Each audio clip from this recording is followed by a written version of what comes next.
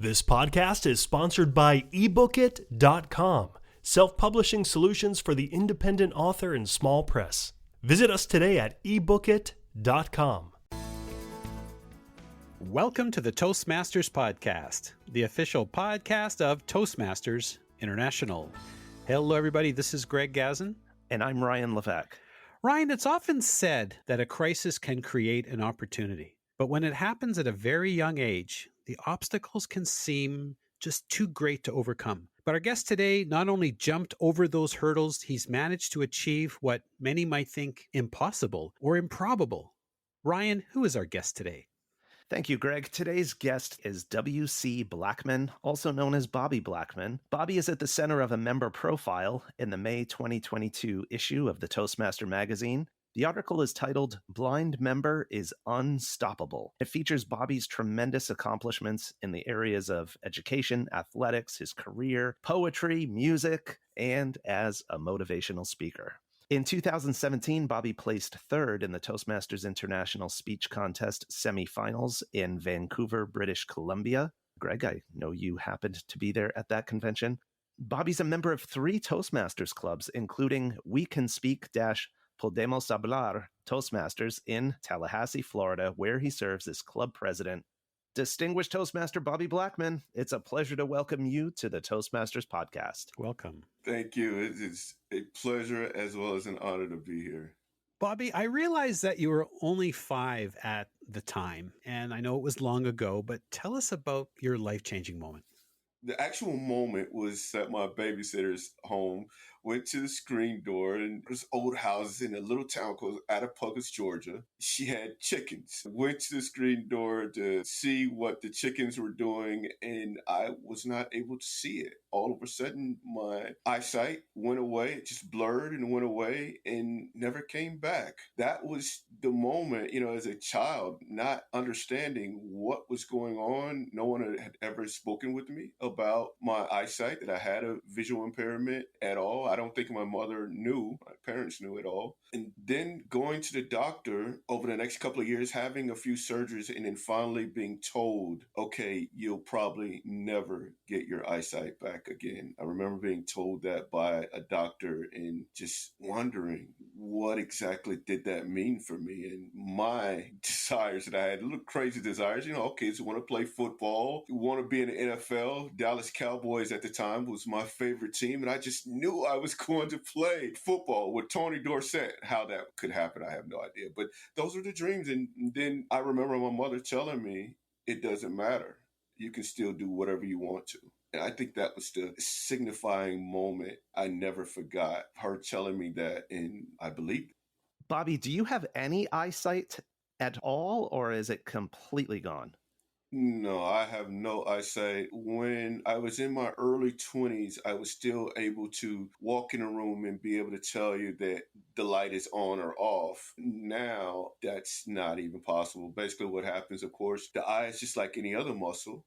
If it's not used, it atrophies. The retina kind of closes in on itself. And when it doesn't get the light, which it needs in order to stay open and everything, over the years, that's what has happened, the atrophy and the folding of the retina. And now I can't see. I don't see darkness like some people think, where you're blind, complete darkness. For me, whether light is on or I'm outside or inside, it's always light for me for some reason. I never see darkness. Wow. Do you still have memories of what physical objects look like from your first 5 years of life? I do. I remember the basic colors. That's, the red, blue, greens, yellow, orange, black, white. I could not tell you or explain to you pastel or some of the other colors that I joke about this. These were invented after losing my eyesight. But, I don't remember those colors. As far as objects, an amazing thing, if I can touch something, my mind automatically gives me a visual understanding of it. If I could just hold anything in my hand or touch, even if it was a face, then my mind conjures a face. Now, if it's right, 100%, I don't know. But from that point on, I can see that object in my head, even if I'm not touching it. Right. You know? Wow. So this actually gets into something else I wanted to ask you about, which is a term you use that describes what we're talking about right now, but you might have a different take on it. It's what you call mind vision in Yes. the member profile. And you credit this, what you call mind vision, for changing your dreams into reality. I know that you also wrote a book with that same Yes. title, Mind Vision. Yes. Can you please share with our listeners what is mind vision and what are some practical ways of harnessing it?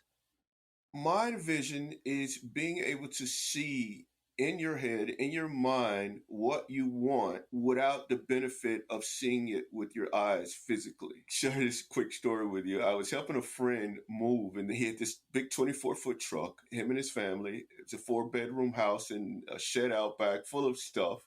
And he said, this is not going to do it. And I said, yeah, it can. You just have to have your mind vision, decide where you want, wherever you want it, and then put it there, and it will all fit. And it's the same thing in life. If you just look at what is right in front of you, often you get stymied. It kind of boggles the mind sometimes. But if you put the mind first and say, okay, I see this here, that here, I see me accomplishing this goal in this amount of time without looking at where you are right now. I often go to correctional facilities and speak, and that's one of the messages that I share. Don't look at where you are. Don't see the bars. Don't see the fact that you can't go beyond this wall. Think about and focus on when you're outside and what are you going to do? And it prepares you now for what you are going to be ready for later. So when you walk outside of those walls, your mind is already prepared and it's like you're on go mode. And that's really what happens with using your mind vision. You picture it, you see it in your mind, and in spite of wherever you are, no job, no kids, no wife, no husband, whatever it is that you're wanting that you don't have, you picture that first, and then eventually it happens. I personally think it's kind of like the reticular activating system, Mm. where you don't notice a color like that red car. You never noticed that red Corvette until you bought one or until you decided you wanted one. Then you notice them all the time. Well, it's the same principle, I believe, that once you put a vision in your mind of what you want, then you start noticing the opportunities that help you to get there. You start noticing those doors that you're allowed to walk through that will help you get there. And next thing you know, 6 months down the road, a year, 5 years, you're right where you always wanted to be. Well, it sounds like your go mode is on all the time, and you certainly practice what you preach, because in Toastmasters alone, you've earned 61 education awards, including 2 distinguished Toastmaster designations in 1 year. And that's incredible for anyone to achieve. How were you able to accomplish all this?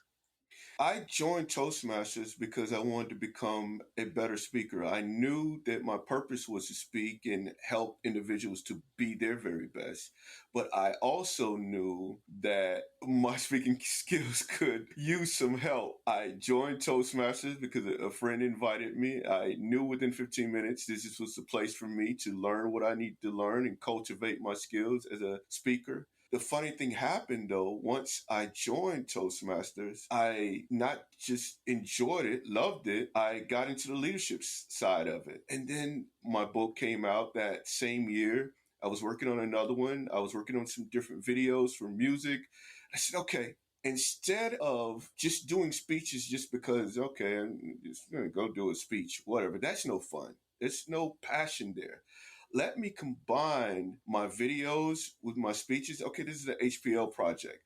Let me get my team together and we'll make this happen. Here's my DTM project. Here's another video that I need to get done. So this is what I did. And when I would go to prisons, I would create a speech that I needed to do for whichever project. And I put it together because I wanted to show and tell, not just say, okay, go do this, but not do it myself. And it all worked together. And I really encourage that for Toastmasters. We joined Toastmasters and we learned how to speak better. But when we put it together with our work, our personal lives, and it becomes more enjoyable, you're able to actually get the job done, but not just the pathways or your legacy program, whichever one you were doing at the time, this today, pathways. You're not able to move through pathways, but you're getting things done in your life. that's what I did and it works. And I'll share something about me. I get depressed when I'm not productive. So I try to stay productive.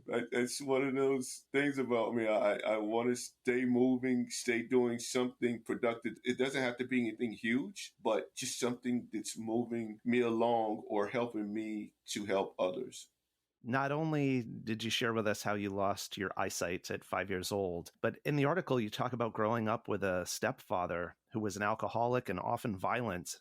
And I heard in one of your speeches talking about even, I think it was in a hospital room, you had to call security or the police to protect your mother from him. I just wonder, with all these seeming odds stacked against you, where do you think your ability to dream came from? And then not only the ability to dream, but the resolve to actually switch into go mode and put those dreams into action, be productive, and achieve what you set out to do. When it comes to that side of things, living a life where domestic violence wasn't every day, but maybe every week. That incident you spoke about, I was actually right around 6 years old and in the hospital after a surgery, eye surgery, when that happened. What I believe, just you start wanting different. There's a saying that I heard a long time ago: when you get sick and tired of being sick and tired, you do something different. Well, for me, it was just I couldn't control certain things. Certainly, I couldn't control him, couldn't control my mother and the decision she made or who she was married to. But what I could control is my own narrative. Thus, I found the will to just try to do everything I could to make my life better. And when you live that kind of life, growing up with that kind of life, it was years of that type of thing taking place. You don't just care about yourself, you care about others. I had a brother, sister who was right there with me, and seeing them also, how they felt. And it pushes something within you. It awakens something within you to want a different life, a better life that doesn't involve necessarily money, just a better life where you're able to laugh and love without being hurt or seeing others hurt. Bobby, I've read that folks who have visual impairments often experience more loneliness and isolation. And I'm thinking some of the steps that you've taken here, your mind vision, some of your philosophies, sounds like maybe for those perhaps who are suffering these types of things that they could put these into practice. What do you think? 100%. One of the things that we often fear, especially when we've had drama and trauma in our lives, is being alone. However, at the same time, what ends up happening is that we are isolated. Rather, we're isolated because of other people or we isolate ourselves. And it's the last thing that we want. However, it's probably one of the best things for us, not in a great amount, but just at times being alone and taking the time to meditate and think on things and think on how can I make my life better?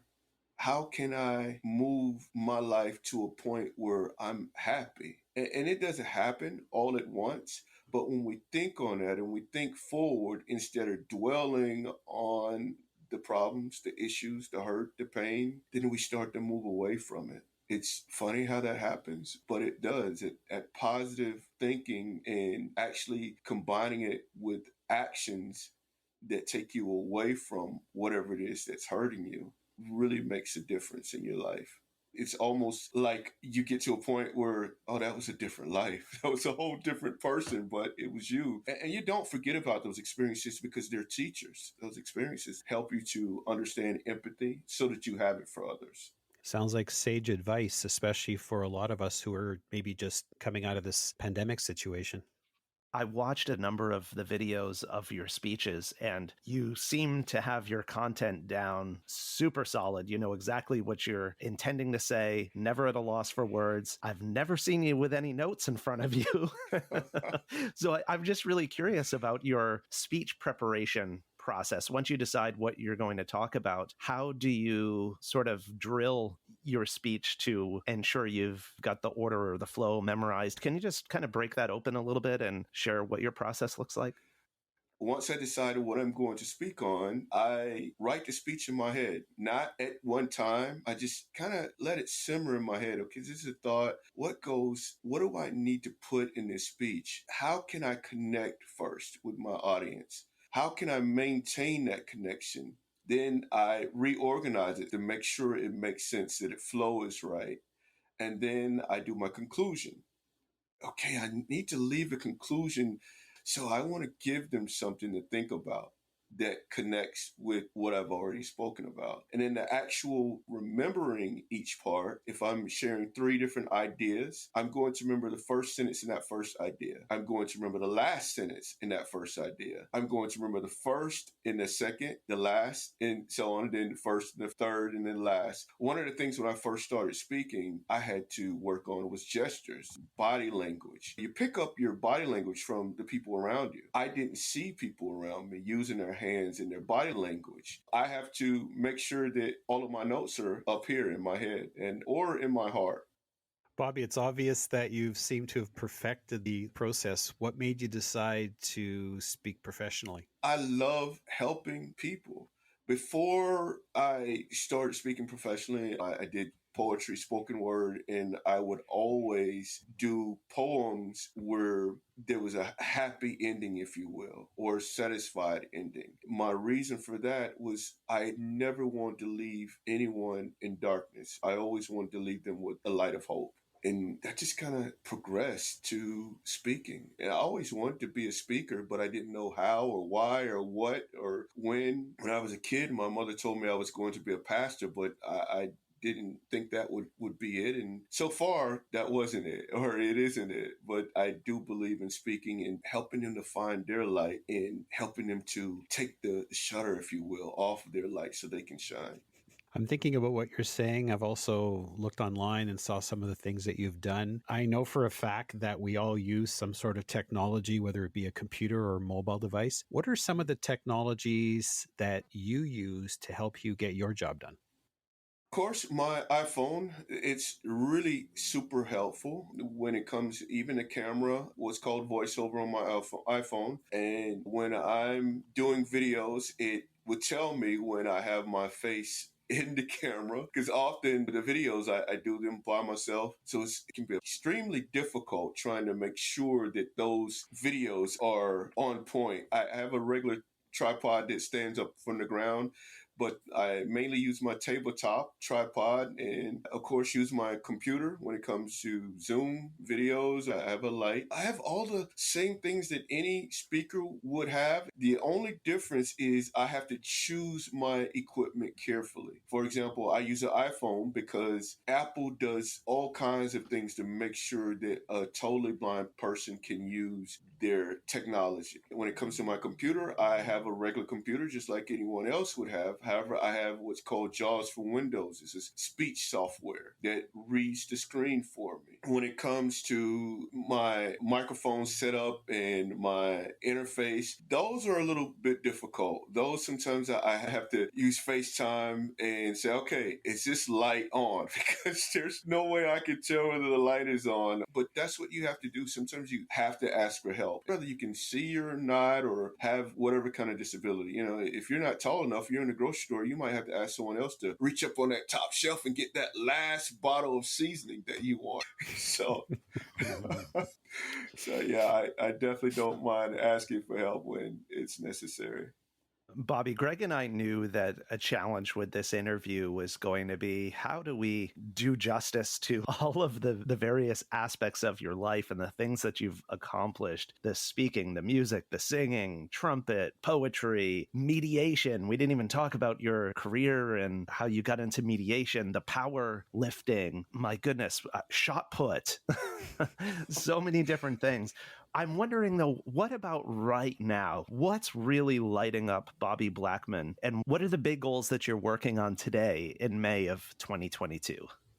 My last book, Seeds to Unfold and Release Freedom Power, subtitle of Map to Victory, Success is a Mind Thing. My goal this year is to push that book as much as I can, not because I just want people to buy it, but because I have personally read that book probably 100 times. And that's after it's been published. And the reason why I read it, I'm honestly not just trying to advertise this book. I read it because I want to help myself And I'm sure both of you have experienced situations where there's certain times you're just at your peak, whether it's giving a speech or writing something down, or you're just on it.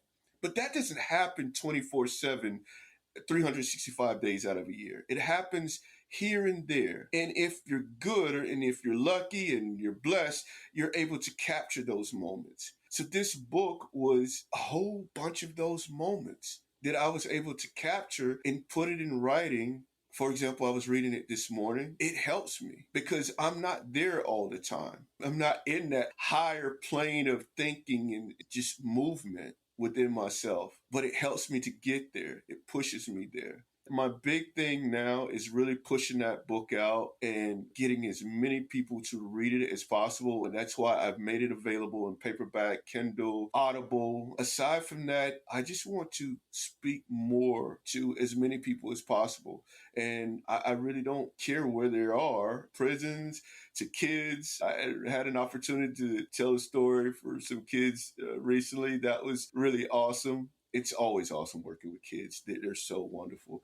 I just want to speak because, especially you mentioned the pandemic earlier, we're supposedly coming out of it, but it's caused a lot of issues, a lot of problems inside people, and they're trying to find their way. And I just want to do my little small part to help them find their way so they can go on and be their best selves. Bobby, this has been incredible. This has been enlightening. So happy to have had the opportunity to meet you, although virtually. And folks, if you've enjoyed this podcast as much as we have, please, please, please take the opportunity and share the podcast. Let people know about it. You can find the Toastmasters podcast at toastmasterspodcast.com, toastmasters.org, Apple, Google Podcast, and anywhere that you can find your podcasts. And Bobby, can you also share with us where our listeners can go to learn more about Bobby Blackmon and perhaps to connect with you online? Sure. The best place, the hub, if you will, for Bobby or WC Blackmon is my website, wcblackmon.com. I would love for you to come by and see me. And you can also email me, reach out to me that way. It also has links to my YouTube page, LinkedIn, Facebook. So yeah, definitely reach out, connect with me. I would love to come speak to your organization or speak with you personally. I'm there and we can connect together, as I love to say, on the road to victory. Bobby, before we sign off, I need to ask you one more thing. At the tail end of the article where it said, after you and your friend Chuck left the prison after volunteering at a gavel club, you had asked Chuck, are we going back to Tallahassee? And he said, yes. And you said, well, then we're going the wrong way. How did you manage that one? Yeah, so I again, when you're not able to see, you try to pay attention to wherever you're going because you never know. We're in a car. We had actually went to Carabel, Florida, to a prison. We went to one, and we were going to go back. And I said, "Well, Chuck, if we're going back to the prison, we're going the wrong way." And it was just because I knew he had turned the wrong way to go back to the prison for our next session. And it's just being aware of where you are and where you're going. If we be more aware of where we are and where we're going when driving, walking, or just in life, we'll get to where we want to go more often. A great metaphor for life. Well, I truly thank both of you, Ryan and Greg, for having me on, and it has really been a pleasure. Thank you so much. Thank you, Bobby. The pleasure has been ours. Wish you the best on your continued road to victory. Thanks, Bobby.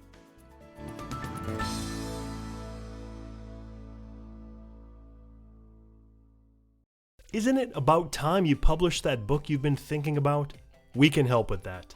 At ebookit.com, we've been providing authors and small presses with ebook publishing services since 2010. Visit us today at ebookit.com and let us know how we can help you.